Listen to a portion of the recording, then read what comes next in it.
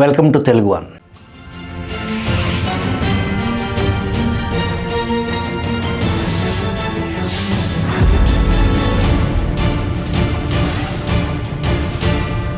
Congress party అధికార ప్రతినిధి సుప్రియా శ్రీనేత్ గతంలో మాట్లాడుతూ మోడీ కంటే ముందు దేశాన్ని పాలించిన 14 మంది ప్రధానులు చేయలేని రికార్డును నరేంద్ర మోడీ నెలకొల్పారు. గడిచిన 67 ఏళ్లలో 14 మంది ప్రధానమంత్రులు కలిసి మొత్తం చేసిన అప్పు 55 లక్షల కోట్లు.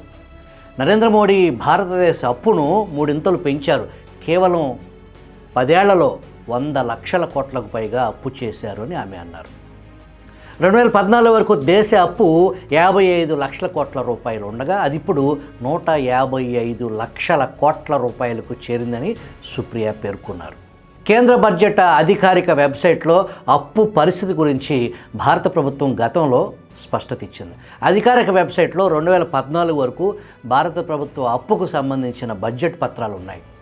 ఆ పత్రాల ప్రకారం 2014 మార్చి 31 నాటికి భారత ప్రభుత్వ అప్పు 55,87,000 కోట్లుగా ఉంది. ఇందులో 54,400,000 కోట్లు అంతర్గత రుణాలు కాగా 1,82,000 కోట్లు విదేశీ రుణాలు.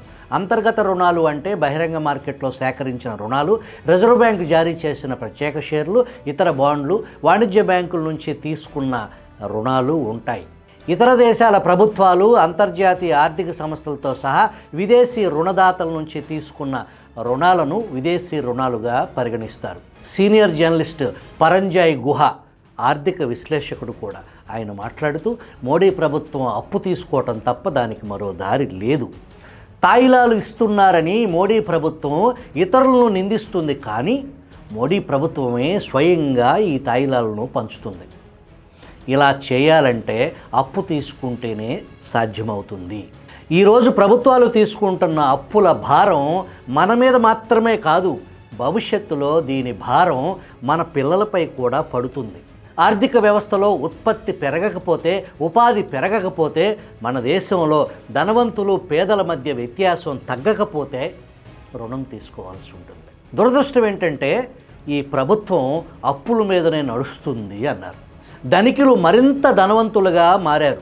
జీడిపిని పెంచటం గురించి చెబుతూ జీడిపిని లెక్కిస్తున్న పద్ధతి సరైంది కాదు అని పరంజాయ్ గుహ అభిప్రాయపడ్డారు.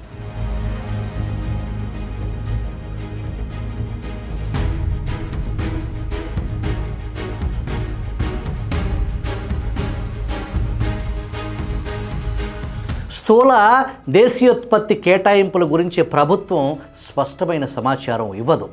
జీడిపి గణాంకాలను చూస్తే మీకు మొత్తం కథ అర్థం కాదు. దేశంలోని కొద్దిమంది పారిశ్రామికవేత్తల ఆస్తులు పెరిగినంత మాత్రాన జీడిపి పెరిగిందా? లేక దారిద్ర్య రేఖకు దిగువన ఉన్నవారి ఆస్తులు పెరగటం వల్ల పెరిగిందా? ఆర్థిక వ్యవస్థలో ధనిక పేదల మధ్య అసమానతలు జీడిపి గణాంకాల ద్వారా తెలియవు అన్నారు.